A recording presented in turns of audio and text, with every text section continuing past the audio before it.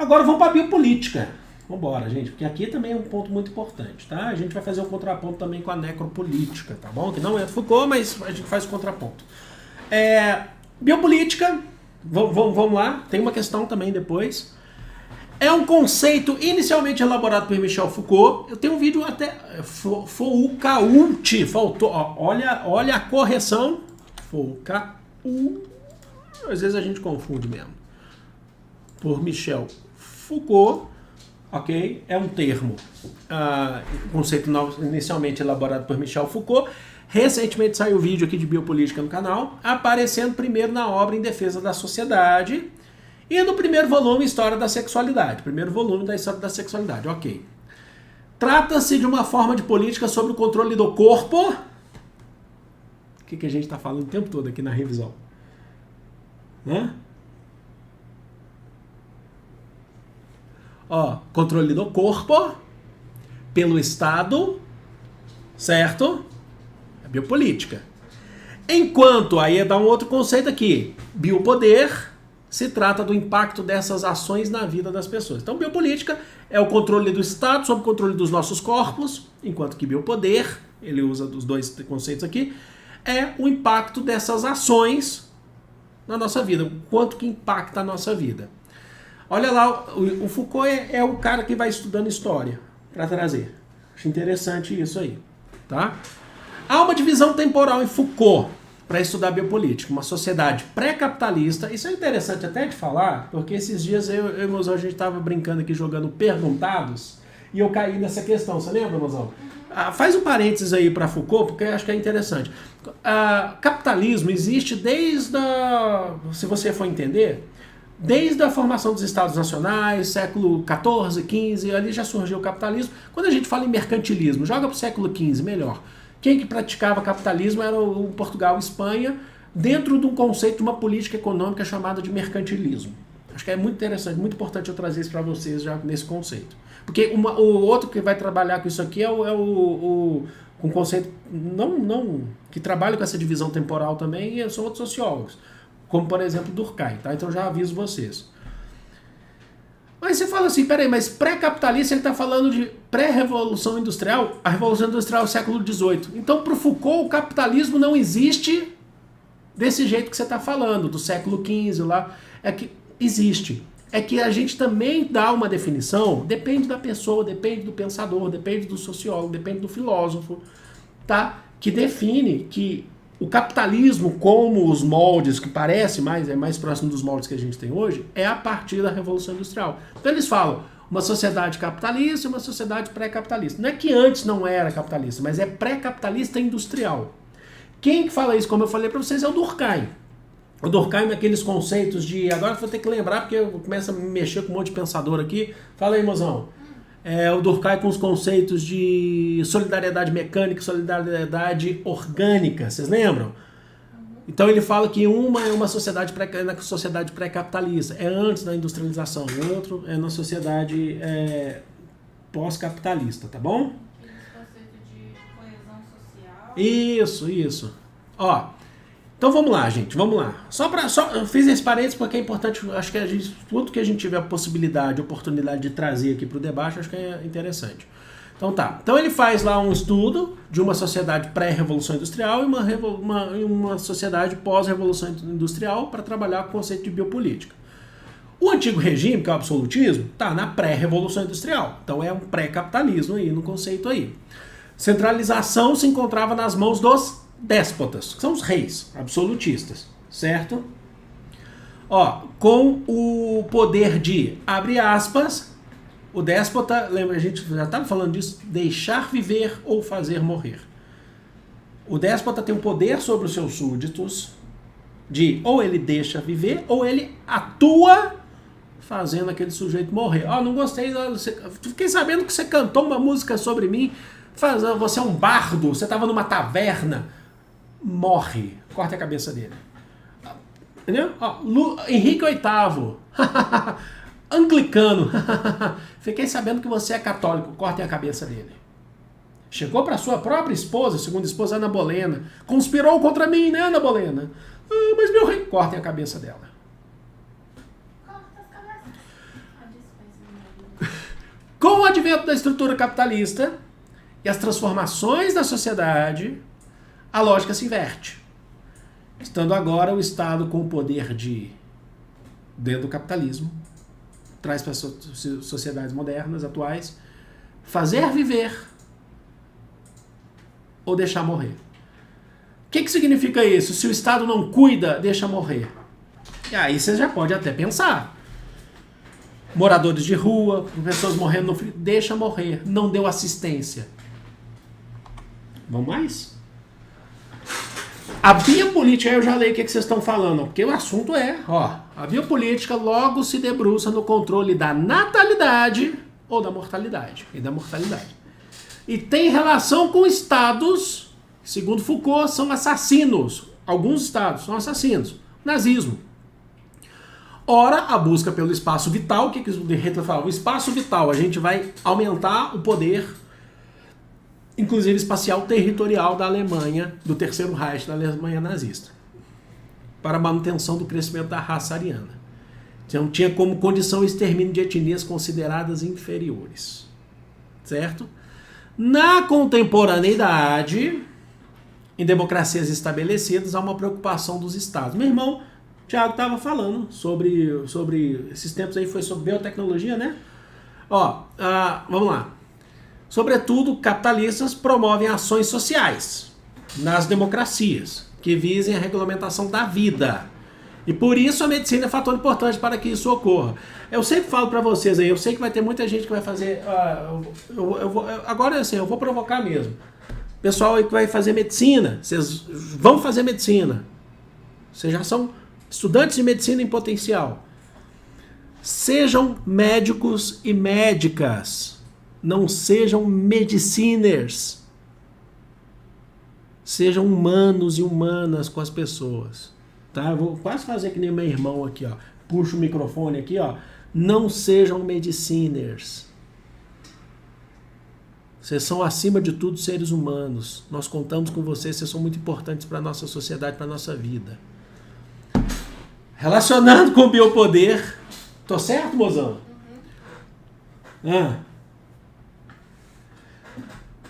Vambora. Tem que tirar o óculos.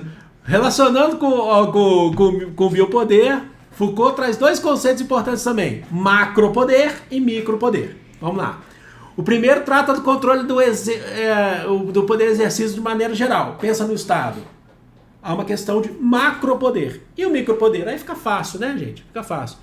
Através de normas, de formas mais particulares. Relação fabril, por exemplo. Relações fabris. Então, qualquer condição que se dá dentro de uma fábrica para um trabalhador poder ter uma vida digna dentro de uma fábrica. Vamos pensar numa revolução industrial. Vamos pensar em acidentes de trabalho e até mortes que acontecem dentro de... Esses dias eu fiz até eu li uma questão de um menino sobre a revolução industrial, uma criança no século XVIII na Inglaterra, que colocou o bracinho dentro da máquina da máquina lá de tecido, ela foi engolida pela máquina e foi toda... como é que fala? Esquartejada pela máquina. Aí é uma relação de micropoder dentro da fábrica. Tá bom? Olha só, deixa eu ver o que vocês estão falando. Opa, eu não... Não! Não, foi pra frente.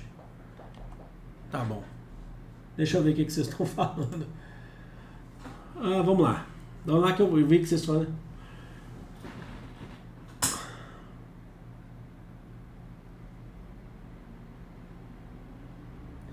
O canal Loucomania falou, também pode se aplicar à sociedade comunista. Se tiver essa relação, pode, viu?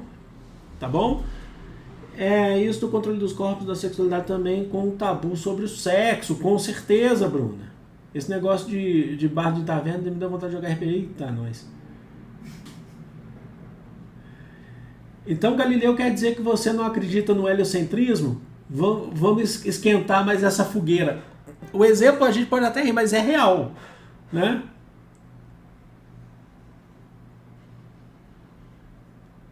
Perdi muita coisa. João Paulo, qualquer coisa você pega o que já veio aí pra trás aí, ó, tá bom? O que tem aí pra frente? Acho que tem uma questão, agora a gente vai passar pra necropolítica. É só pra fazer um contraponto, tá? Que eu coloquei aqui pra vocês.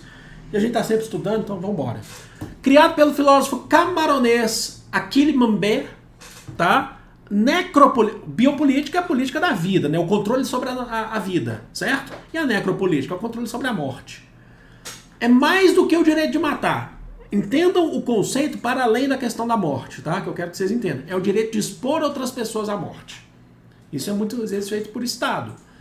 O direito de escravizar e subjugar os outros. Necropolítica é teoria dos mortos-vivos. Como assim teoria dos mortos-vivos?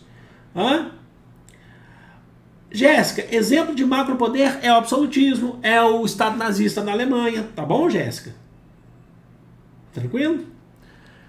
Mortos-vivos. Como, por exemplo, os refugiados mortos no mar Mediterrâneo, ao tentarem chegar na Europa. População palestina, vivendo dentro de muros, entre outros. População palestina vive dentro de um cercado. Tá? Existem 2 regiões da Palestina que a população palestina pode viver dentro do que eles vão chamar de Estado de Israel, que os palestinos vão falar que é a Palestina, mas eles querem que seja maior. Quais são essas regiões? Faixa de Gaza e a Cisjordânia. Só dando um exemplo aqui de geopolítica, tá? Faixa de Gaza e a Cisjordânia. São as regiões que os palestinos vivem num território que tem lá a sua fertilidade, mas a faixa de Gaza e a Cisjordânia não tem. Especificamente na faixa de Gaza existem muros que deixam os palestinos ali dentro. E do lado de lá, se eles quiserem sair, eles dão de frente com o Egito, que é um aliado dos Estados Unidos. Eles vivem em constante atos terroristas de Israel. Tem gente que vai criticar, não tô ligando. Terrorista pode ser feito de tudo quanto é lado. Tem ato terrorista de Israel. É condição saudável de vida?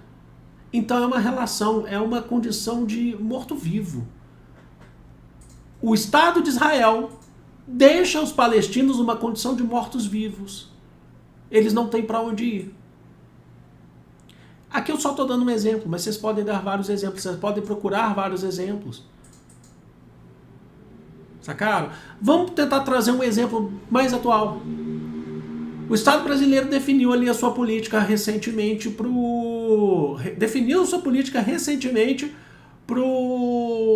para refugiados.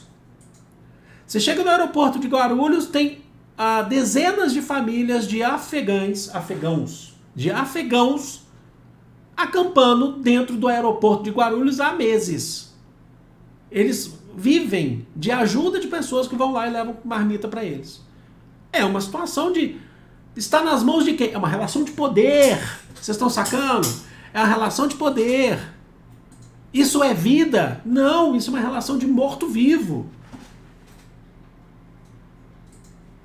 A ditadura pode ser, assim, depende qual que é a condição que a ditadura te dá. Tá, Bárbara? Qual que é a condição que a ditadura dá pra vida? Eu fico pensando muito. Vamos pensar assim, eu quero expandir esse conceito aqui pra gente. Anda pelas ruas de São Paulo. É lamentável, é triste. O professor tá militando. Não, se você não se indigna com isso, não é possível. Anda pra qualquer cidade grande, olha pra relação, eu já falei isso aqui outras vezes. Barracas, e às vezes não tem a barraca, de famílias com o pai segurando um cartaz falando assim, me ajuda, minhas filhas, e a filha vai junto assim. Quando a gente fala em vida, está falando em respirar, em direito de se alimentar, direito à educação, direito a teto. Essas pessoas estão com esse direito? Não! É vagabundo. Não é vagabundo. Qual que é a condição que o Estado está dando para eles? É uma condição quase de morto-vivo.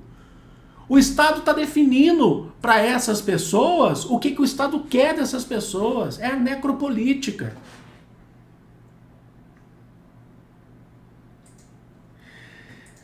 Então, isso que eu estou falando. Se o Estado, que vocês estão falando, por exemplo, Coreia do Norte, se o Estado define essa posição, que as pessoas não têm condições, eu não estou falando de liberdade necessariamente, a liberdade é fundamental, logicamente, mas eu estou falando de condição de viver, de respirar, de ter teto. É isso que a gente está falando. Na Alemanha nazista, e agora aplica nos palestinos.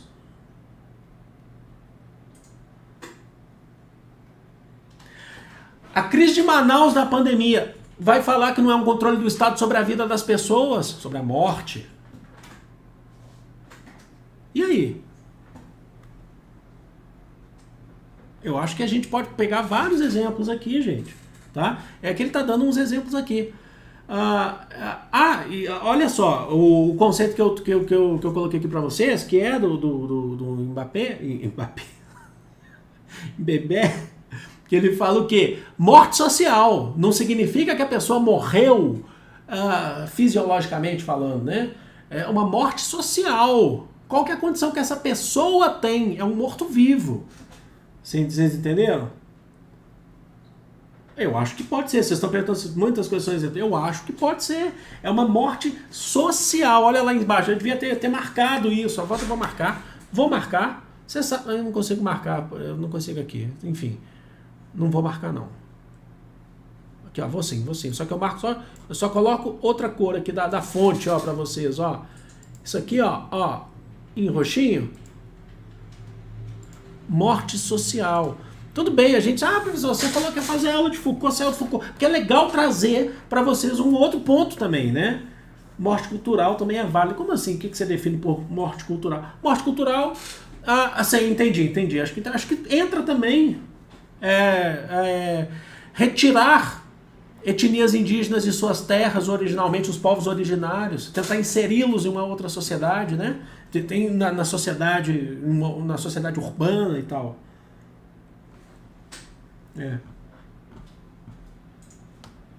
Também tornar invisível aos olhos da sociedade. Entra nisso. Vocês entenderam o conceito? Vamos para a questão. Vamos.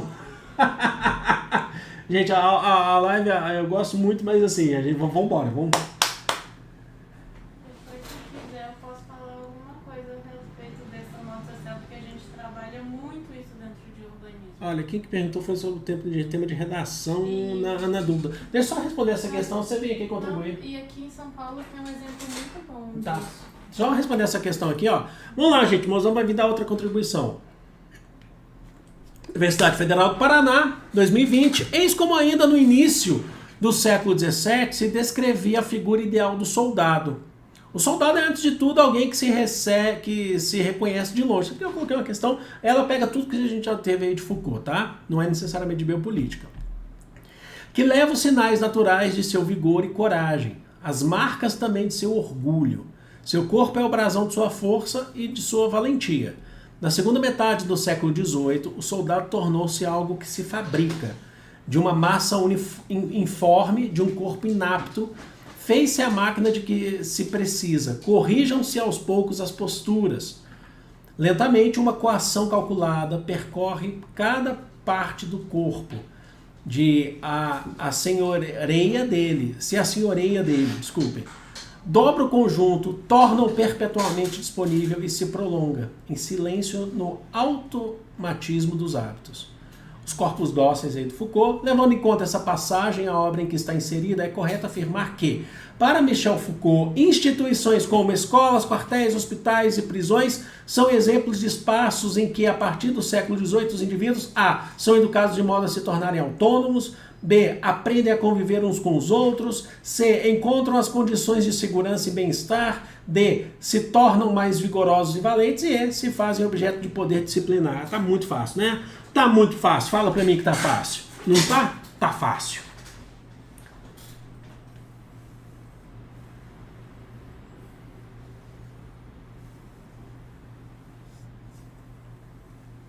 Perfeito, gente.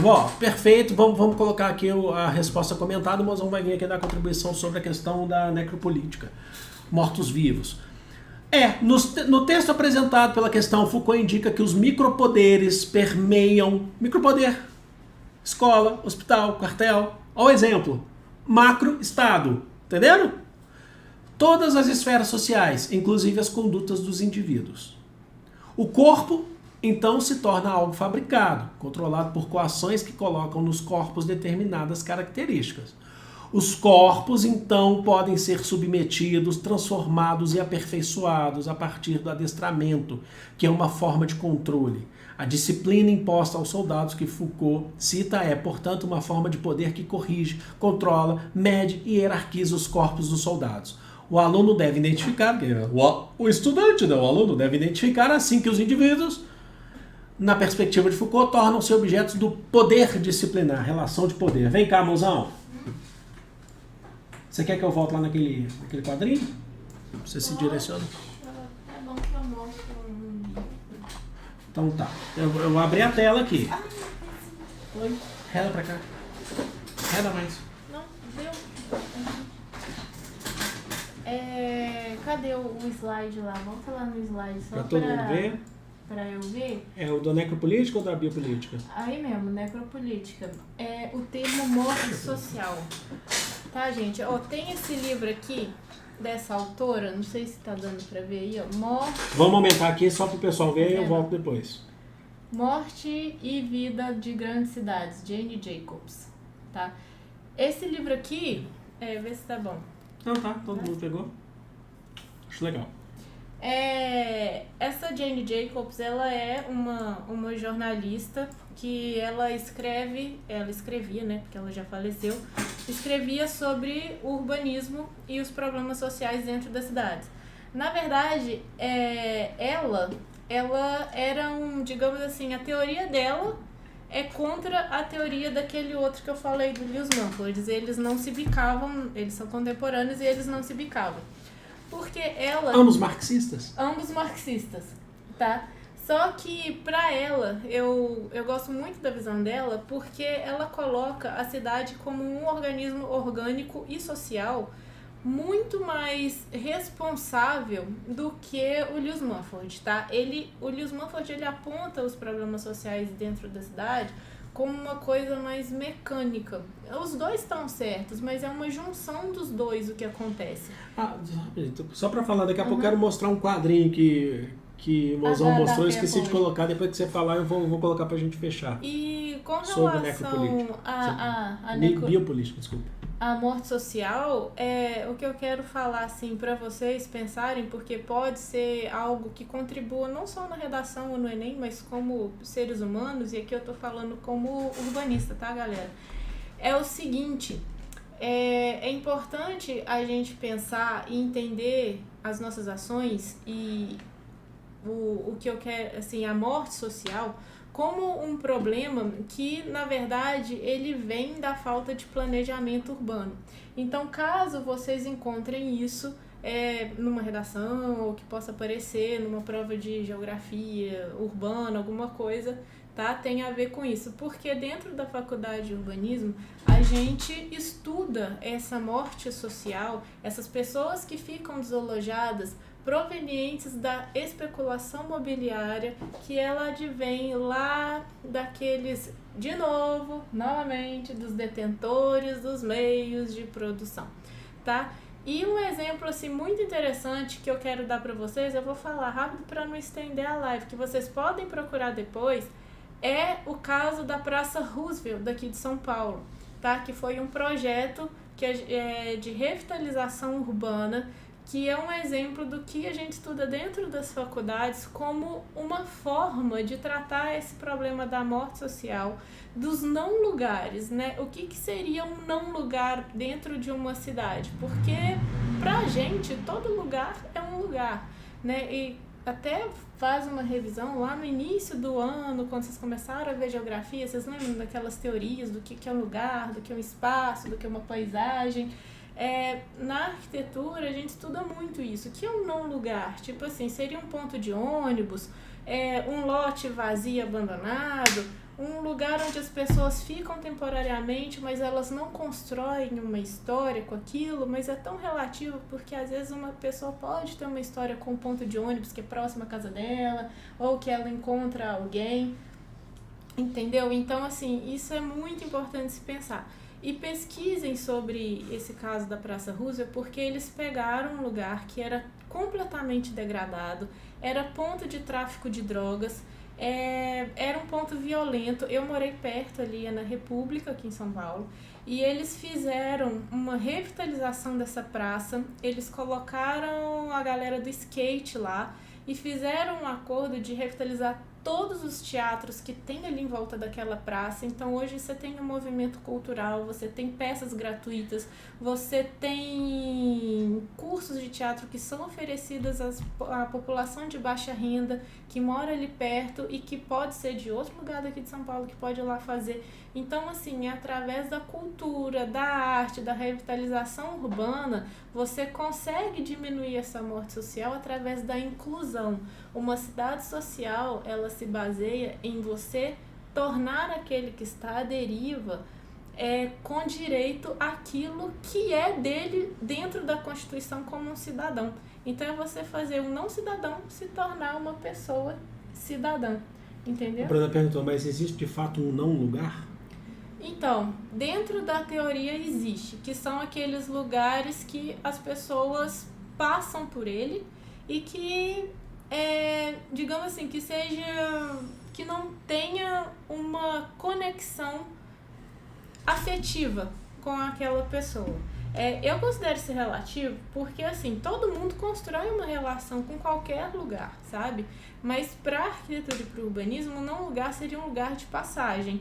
Um lugar, tipo assim, um beco, uma viela, um ponto de ônibus, uma estação de metrô, sabe? Só que se você parar para olhar esses lugares com um olhar social, existem pessoas que vivem nesses lugares, sabe? Debaixo de uma ponte, debaixo de um teto. Só que a gente não pode deixar que esse vire o lugar para essas pessoas. Você entende? Então, até voltando lá numa autora que eu citei numa outra live, que é a Hermínia Maricato, e ela reforça a necessidade e a importância dos movimentos sociais dentro das cidades para alertar sempre as autoridades de olharem sempre por essas populações que precisam, para que se evite o problema da morte social e da necropolítica, que a gente sabe que tem muita gente que usa disso para chegar ao poder. Entendeu? É isso a minha contribuição para essa live. Eu falo muito. Não, você fala eu falo. O necessário. Tá? É E dá uma olhadinha nos textos da Jane Jacobs. É uma leitura muito fácil de ler, é muito legal a forma como ela aborda e, cara, ajuda muito na redação, para entender geografia urbana, sabe? É bem bacaninha. Eu sei que já tá na beirinha aí do Enem, mas vale pra vida e tal. Obrigado. A Lani me pediu ali pra ver Obrigado, viu, mozão? Pra ver ali o que o Ian tinha perguntado, tem uma pergunta interessante.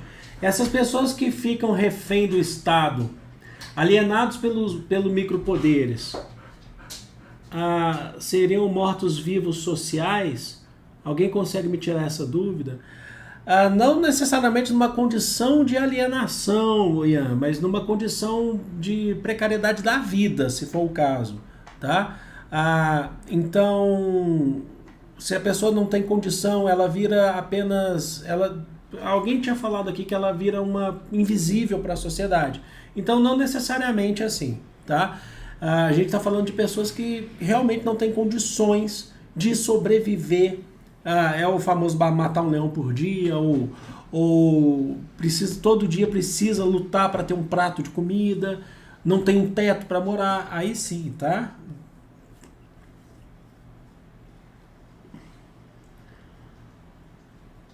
O pessoal está agradecendo, tá? Então não é necessariamente por uma condição de viver dentro, por exemplo, de uma ditadura, ou não é isso necessariamente. A condição de morto-vivo é a condição de como que você vai sobreviver. Pensa na questão dos palestinos.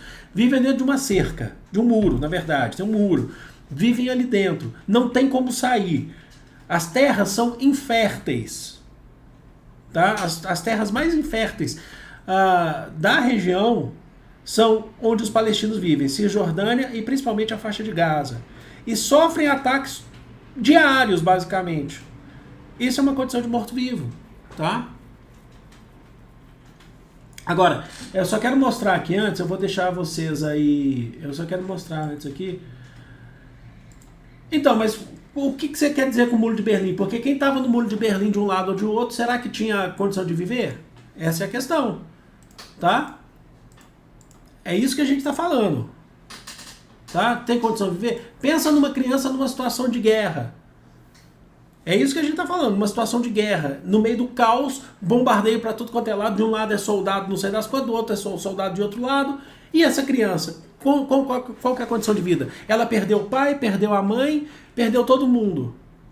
Ela está ali. Ela é uma criança. Vocês entenderam?